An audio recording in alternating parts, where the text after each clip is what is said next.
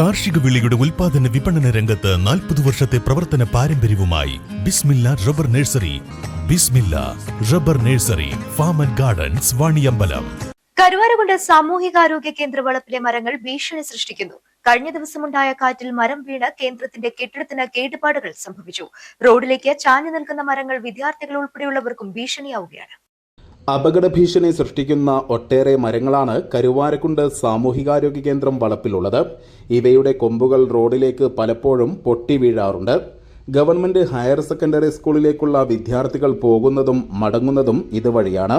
കൂടാതെ കച്ചവട സ്ഥാപനങ്ങൾ, ഓട്ടോറിക്ഷ സ്റ്റാൻഡ് എന്നിവയുമുണ്ട്. മരങ്ങൾ മുറിച്ചു മാറ്റണമെന്ന് നാട്ടുകാർ നിരവധി തവണ ആവശ്യപ്പെട്ടിട്ടും പരിഹാരമുണ്ടായിട്ടില്ല.